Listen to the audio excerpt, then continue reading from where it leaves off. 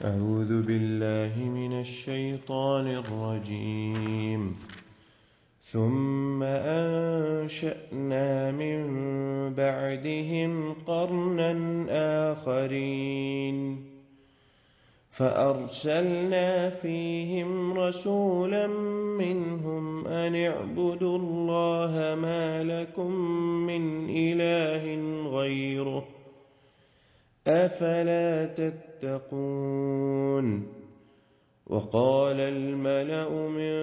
قومه الذين كفروا وكذبوا بلقاء الآخرة وأترفناهم في الحياة الدنيا ما هذا إلا بشر مثلكم يأكل مما تأكلون منه ويشرب مما تشربون ولئن أطعتم بشرا مثلكم إنكم إذا لخاسرون. بسم الله الرحمن الرحيم. الحمد لله رب العالمين، والصلاة والسلام على أشرف الأنبياء والمرسلين نبينا محمد وعلى آله وصحبه أجمعين. اللهم انفعنا بما علمتنا وعلمنا ما ينفعنا وزدنا علما وعملا برحمتك يا أرحم الراحمين. رب اشرح لي صدري ويسر لي أمري واحلل عقدة من لساني يفقه قولي.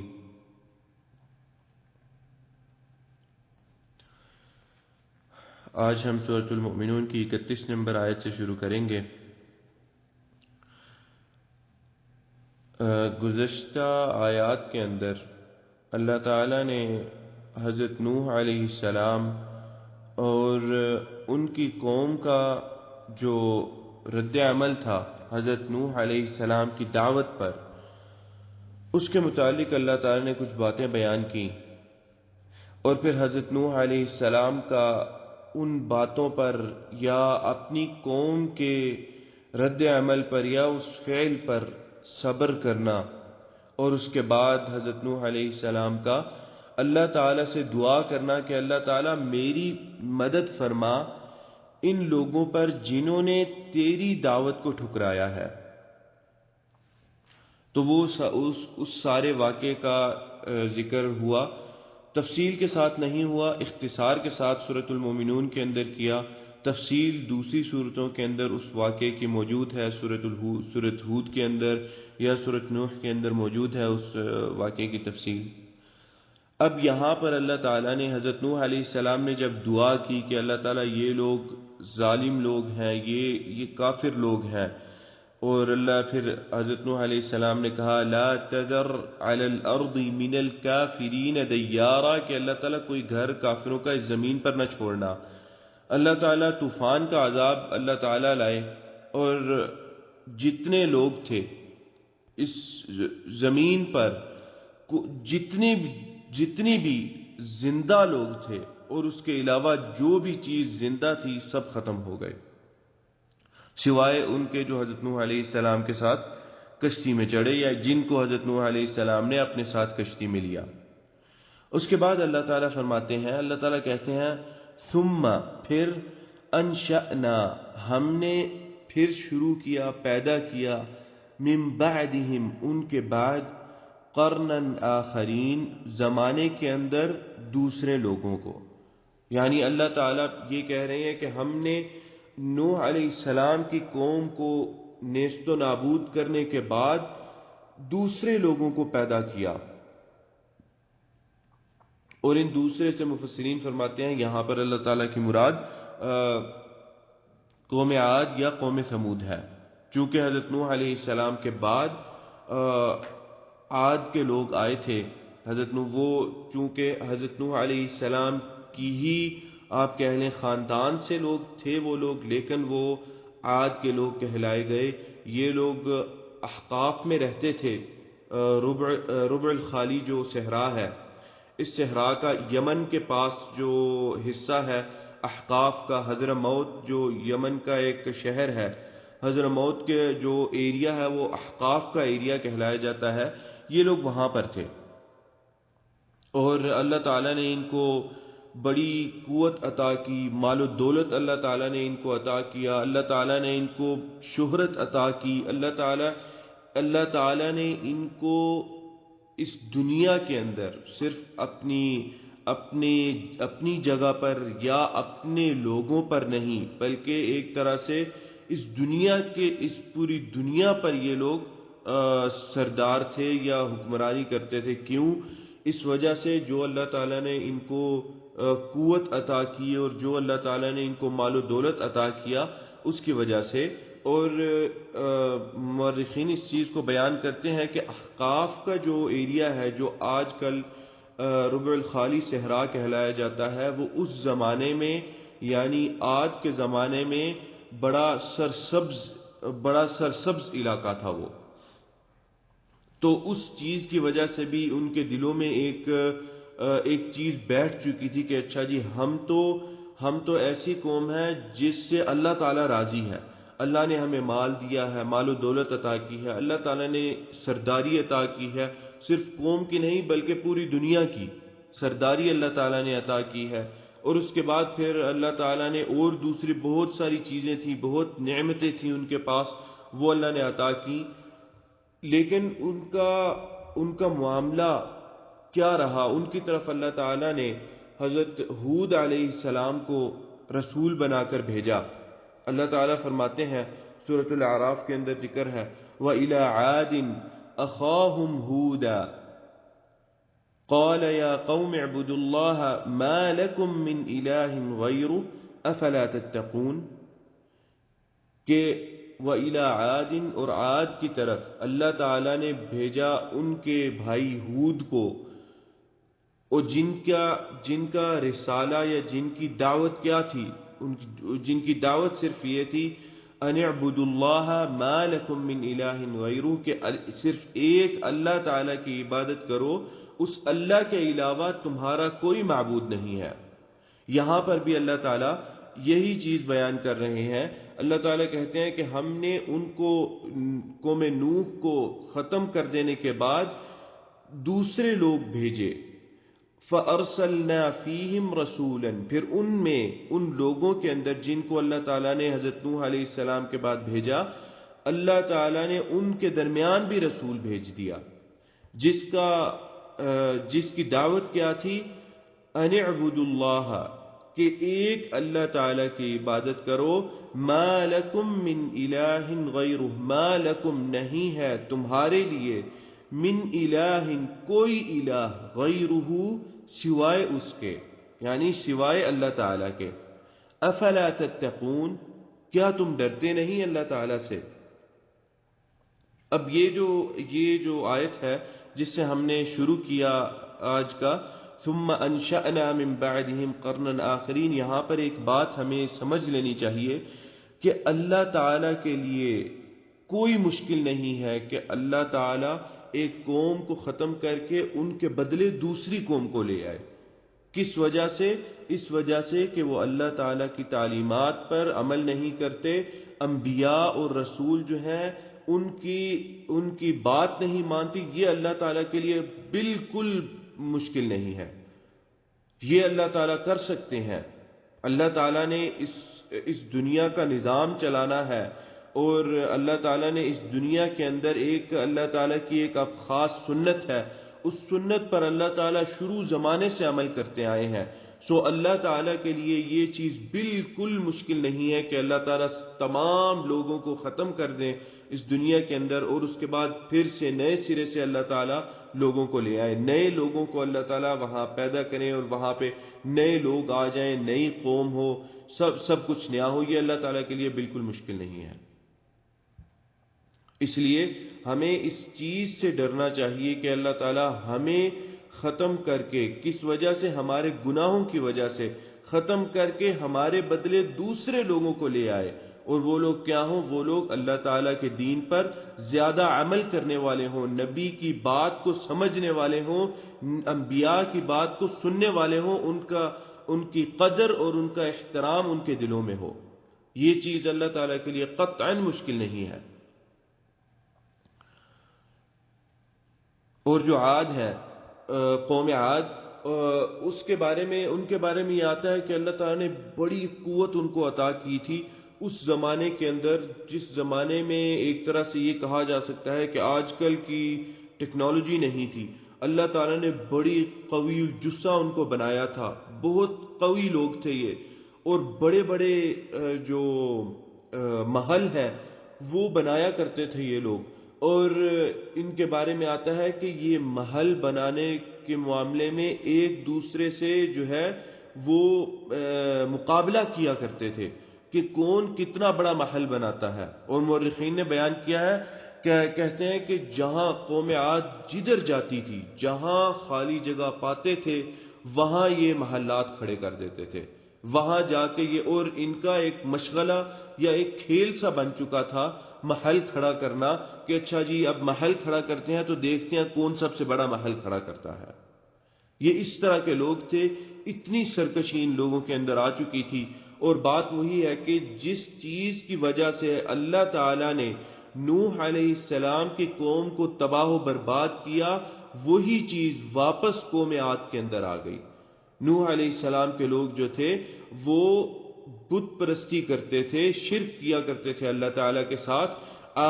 قوم عاد جو ہے اس نے بھی یہی کام کیا، اس نے بھی شرک کرنا شروع کر دیا۔ حضرت ہود علیہ السلام کی باتوں کو نہ سنا، ان کی باتوں پر نہ کان دھرا انہوں نے۔ اس لیے اللہ تعالیٰ نے ان کو بہت نعمتیں عطا کی، بہت کچھ اللہ تعالیٰ نے ان کو عطا کیا، لیکن آخر میں جب ان کا بھی معاملہ قوم نوح کی طرح کا ہوا تو ان کا بھی نتیجہ اسی نتیجے کی طرف جانے لگ گیا۔ ان کی بھی راہ وہی ہو گئی جو اللہ تعالیٰ نے قوم نوح کی راہ بنائی تھی۔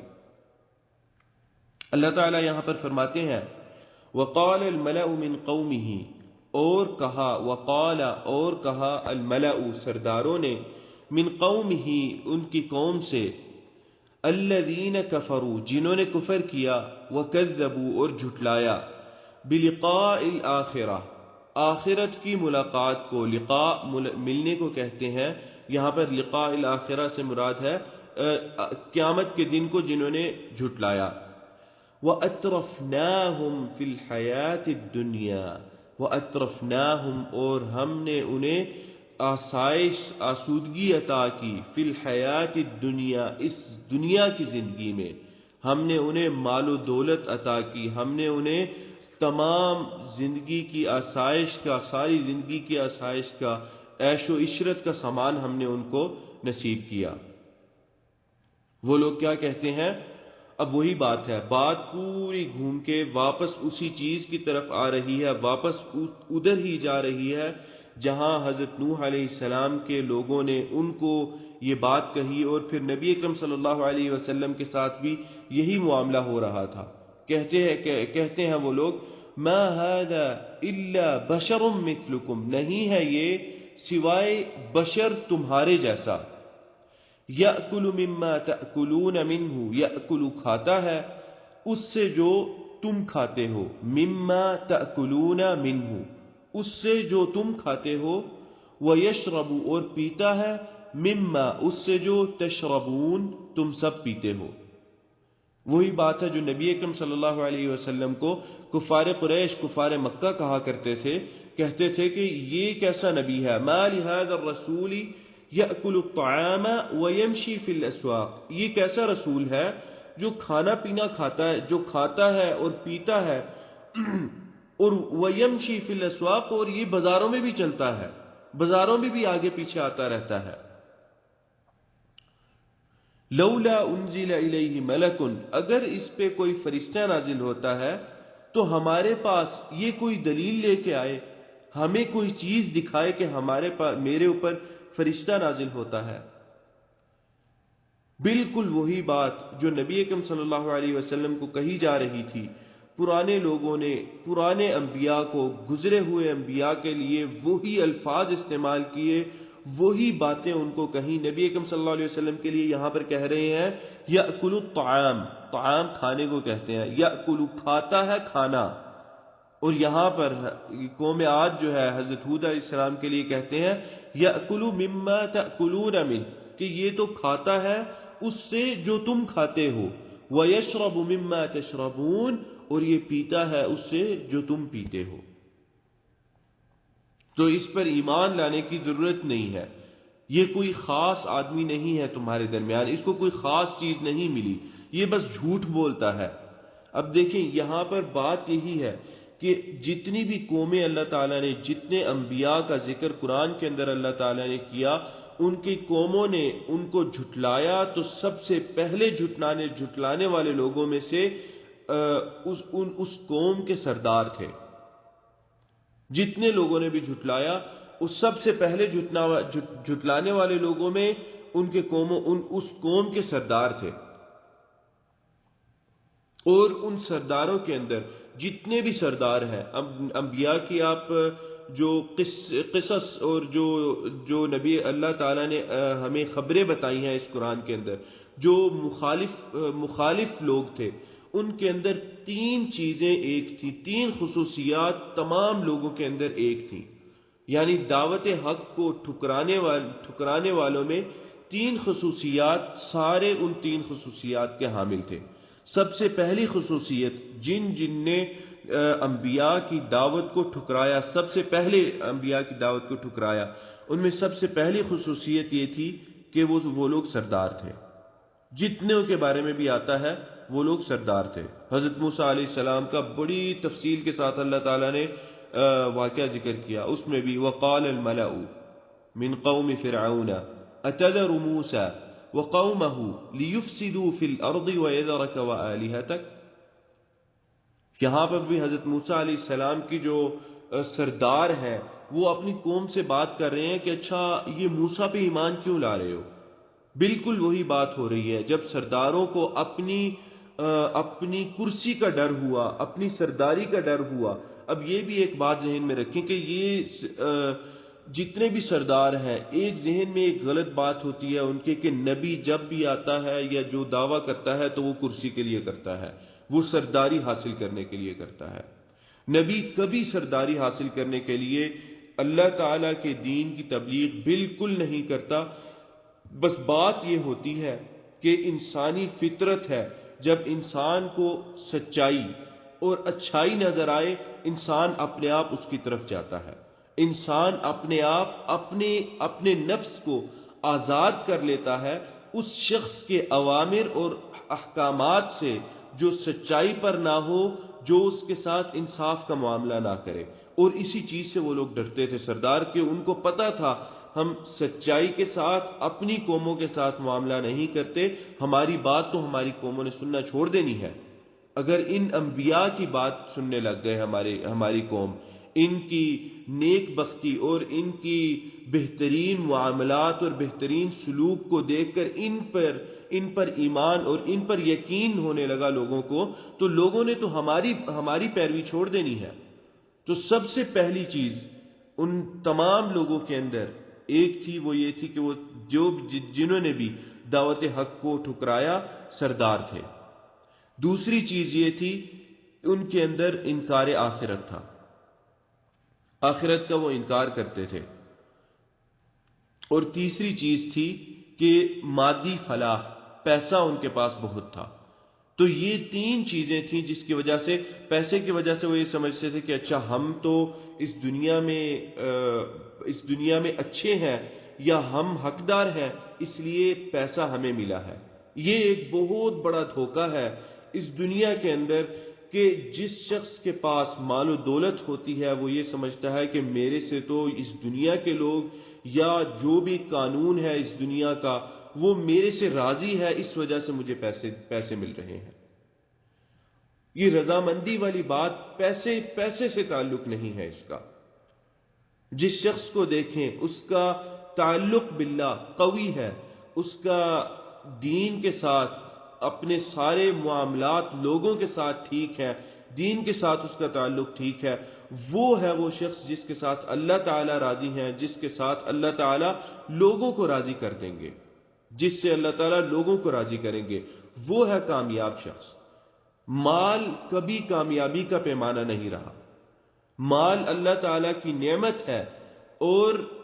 مال کا وجود انسان کے اوپر ایک بہت بڑی ذمہ داری ہے، ذمہ داری کا سبب ہے۔ اللہ تعالیٰ، نبی اکرم صلی اللہ علیہ وسلم نے کہا کہ جو مالدار لوگ ہیں وہ غرباء سے، فقراء سے قیامت کے دن 50,000 سال کے بعد جنت میں داخل ہوں گے۔ کیوں؟ ان کا حساب کتاب ہوتا رہے گا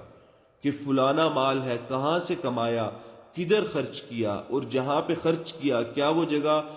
وہ جگہ حلال تھی یا حرام تھی، یا کس چیز کے باعث وہاں پر اگر وہ ٹھیک نہیں تھی تو کیوں خرچ کیا، عمدن خرچ کیا یا غلطی سے خرچ کیا، اس کا حق ادا کیا یا نہیں کیا جو اللہ تعالیٰ نے اس مال میں تمہارے اوپر واجب کیا تھا، اور وہ حق کے زکوٰۃ تھا،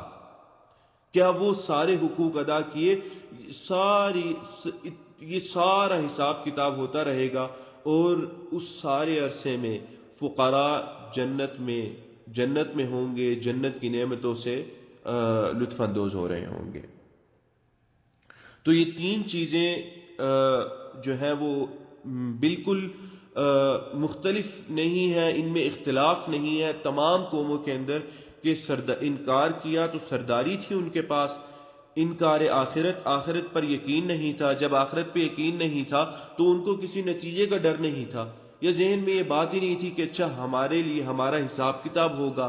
ہم سے پوچھا جائے گا، سوال و جواب ہوں گے۔ جب یہ ذہن میں بات ہی نہیں تھی تب انہوں نے انکار کیا۔ سیم وہی بات کفار مکہ کی، انکار آخرت، جو نبی اکرم صلی اللہ علیہ وسلم سے ایک شخص نبی اکرم صلی اللہ علیہ وسلم کے پاس آیا اور آ کے نبی اکرم صلی اللہ علیہ وسلم سے کہتا ہے کہ ہم جو ہے وہ کیسے زندہ کیے جائیں گے، اور اس چیز کو اللہ تعالیٰ نے قرآن میں بیان کیا۔ اللہ تعالیٰ فرماتے ہیں وَضَرَبَ لَنَا مَثَلًا وَنَسِيَ خَلْقَهُ، اور ہمارے لیے ایک آتا ہے حقیر انسان اور ہمارے سامنے ایک مثال بیان کرتا ہے، حالانکہ وہ اپنی تخلیق کو بھول چکا ہے کہ ہم نے کیسے اس کو پیدا کیا۔ وَنَسِيَ خَلْقَهُ، وہ اپنی تخلیق کو بھول چکا ہے۔ پھر اللہ کہتے ہیں قَالَ، اور وہ شخص مثال کیا دیتا ہے؟ وہ شخص کہتا ہے مَن يُحْيِي الْعِظَامَ وَهِيَ رَمِيمٌ، کہ کون ان ہڈیوں کو، عظام ہڈی، کون اس ہڈی کو واپس زندہ کرے گا؟ مَن يُحْيِي الْعِظَامَ، کون زندہ کرے گا اس ہڈی کو، وَهِيَ رَمِيمٌ، اور یہ ریزہ ریزہ ہو چکی ہے، یہ ریت کے ساتھ مٹی بن چکی ہے۔ تو اس کا جواب نبی اکرم صلی اللہ علیہ وسلم کو اللہ تعالیٰ بتلا رہے ہیں، کہتے ہیں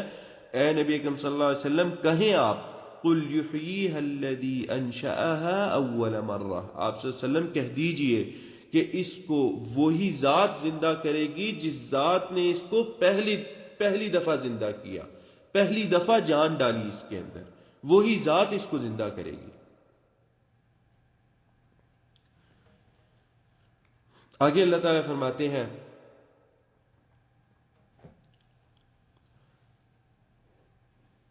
وَلَئِنْ أَطَعْتُمْ بَشَرًا مِثْلَكُمْ، اب سردار اپنی قوم کے لوگوں کو کہہ رہے ہیں، قوم عاد کو لوگ کہہ رہے ہیں اس ڈر سے کہ اچھا یہ کہیں ایمان نہ لے آئے اس نبی پر، یہ جو اپنی باتیں، کیونکہ جب حق ایک شخص سنتا ہے تو یہ ایک انسان کے اندر طبیعی چیز ہے کہ اس حق کو قبول کرنے لگتا ہے، وہ انسان سچائی کو قبول کرنے لگتا ہے۔ اب یہ ڈر تھا ان کے دلوں میں کہ یہ جو باتیں ہیں یہ کہتا تو ٹھیک ہے، تو کہیں لوگ بھی ایمان نہ لانے لگے، تو وہ کہتے ہیں وَلَئِنْ أَطَعْتُمْ بَشَرًا مِثْلَكُمْ، اور اگر اطاعتم تم لوگوں نے پیروی کی، بشراً اس بشر کی، مثلکم جو کہ تمہارے جیسا ہے، انکم بے شک تم لوگ اذا لخاسرون خسارے میں ہوگے، ضرور ہی تم لوگ خسارے میں ہوگے۔ اب وہی بات ہے کہ اب ڈرانا شروع کیا اپنی قوم کو، اگر آگے کوئی راستہ نہیں نظر آیا تو اپنی قوم کو ڈرانا شروع کر دیا۔ اور یہی اہل باطل کا یہ ایک حربہ ہوتا ہے، جب ان کے پاس کوئی چیز نہیں باقی رہ جاتی تب وہ جھٹلاتے ہیں، صریح جھٹلا کے، واضح جھٹلانے کے بعد وہ لوگوں کو پھر ڈراتے ہیں کہ اچھا ہم اب تم لوگوں کو یہ کر دیں گے، اب ہم تم لوگوں کو کاٹ دیں گے، اب ہم تم لوگوں پر فلانی سزا دیں گے، فلانی سزا دیں گے۔ فرعون نے بھی یہی کیا تھا، جب وہ ساحر، جتنے بھی ساحر تھے وہ ایمان لے آئے حضرت موسیٰ علیہ السلام کا جو معجزہ تھا، سانپ والا معجزہ، اس کو دیکھ کر وہ ایمان لے آئے، تو فرعون فوراً یہ بات کہتا ہے ان هذا لمکر مکرتموہ فی المدینہ، یہ ایک چال ہے تم لوگوں کی جو تم لوگ میرے پیچھے کر چکے ہو۔ اور اس کے بعد پھر اس نے کہا لأقطعن ایدیکم وارجلکم من خلاف ثم لأصلبنکم اجمعین، کہ میں تم لوگوں کے ہاتھ پاؤں مخالف جگہوں سے کاٹ دوں گا، اور پھر تم سارے کے ساروں کو لٹکا دوں گا، سولی لٹکا دوں گا۔ اور پھر اللہ تعالیٰ نے جو ساحر تھے، جو ایمان لے آئے تھے حضرت موسیٰ علیہ السلام کا معجزہ دیکھ کر، اللہ تعالیٰ نے ان کا جواب بھی نقل کیا۔ اللہ تعالیٰ فرماتے ہیں، کہتے ہیں قالوا انا الى ربنا منقلبون، کہتے ہیں کہ انہوں نے جواب دیا ہم اپنے رب کی طرف، دیکھیں کتنا پکا ایمان ہو چکا تھا کہ اب اپنے رب کی طرف انہوں نے نسبت کر دی کہ ہم اپنے رب کی طرف لوٹ چکے ہیں، اور ہمیں اس چیز سے کوئی نہیں اب واپس کرنے والا، واپس پھیرنے والا۔ وہی چیز فرعون نے استعمال کی، ڈرانا شروع کیا کہ میں مار دوں گا، میں یہ کر دوں گا۔ لیکن وہی بات ہے جیسے نبی اکرم صلی اللہ علیہ وسلم کہتے ہیں حدیث کے اندر کہ جب نجاشی نے پوچھا، ہرقل تھا، اس نے جب ابو سفیان سے پوچھا کہ ایمان لانے والے کمزور لوگ ہیں یا امیر لوگ ہیں، تو ابو سفیان نے کہا کہ فقراء اور غرباء ایمان لے کے آ رہے ہیں۔ پھر کہا کہ اچھا وہ زیادہ ہو رہے ہیں کم ہو رہے ہیں؟ کہتے ہیں وہ زیادہ ہو رہے ہیں۔ پھر اس نے سوال کیا کہ کیا کوئی اپنے ایمان سے لوٹ کے کفر میں آیا ہے؟ تو جواب یہ تھا کہ نہیں، ابھی تک تو نہیں ہے، ابھی تک کوئی نہیں ہے آیا لوٹ کر اس کے۔ تو نجاشی نے جواب دیا فَذَلِكَ الْإِيمَانُ اذا خالط بشاشت القلوب، کہ ایمان کا معاملہ یہی ہے جب دلوں کے اندر بیٹھ جائے تب پھرتا نہیں ہے، تب انسان کو پھرنے نہیں دیتا، اس یقین سے، اللہ تعالیٰ پر ایمان سے پھرنے نہیں دیتا۔ اور یہی بات تھی کہ جب لوگ پچھلے انبیاء پر بھی جتنے بھی ایمان لائے، جب ایمان لے آتے تھے بڑے سخت عذاب ہوتے تھے، بڑا سخت معاملہ ان کے ساتھ ہوتا تھا، لیکن وہ پھرتے نہیں تھے، ایمان سے دور نہیں ہوتے تھے۔ یہاں پر بھی وہی بات ہو رہی ہے۔ اور یہاں پر ایک اور بات ہے کہ وہ نبی حضرت ہود علیہ السلام جو ہے ان کو بشر کہہ رہے ہیں، یعنی اپنی زبان سے وہ گواہی دے رہے ہیں کہ یہ نبی بشر ہے۔ اور آج کل کا یہ نیا جو مسئلہ ہے کہ نبی بشر ہوتے ہیں یا نور ہوتے ہیں، تو یہاں پر قوم تو اپنی زبان سے کہہ رہی ہے کہ یہ تو بشر ہے، اگر اپنے جیسے بشر پر ایمان لاؤ گے تو تم لوگ تو خسارے میں ہو۔ آج کا ہم درس اتنا ہی رکھیں گے۔ اللہ تعالیٰ سے دعا ہے کہ جو کہا اور جو سنا اللہ تعالیٰ اس پر ہمیں عمل کرنے کی توفیق عطا فرمائے، اور جو ہم پڑھ رہے ہیں اس کو سمجھنے کی اچھے انداز سے، اچھے طریقے سے اس سے اللہ تعالیٰ ہمیں سمجھنے کی توفیق عطا فرمائے۔ ھذا واللہ تعالی اعلم، وصلی اللہ علی نبینا محمد وعلى آلہ وصحبہ اجمعین۔ قد قلت ما قلت ان صوابا فمن اللہ وان خطأ فمنی والشیطان واستغفر اللہ انہ کان غفارا۔ السلام علیکم ورحمۃ اللہ وبرکاتہ۔ جزاک اللہ خیر، اچھا ہو گیا الحمدللہ۔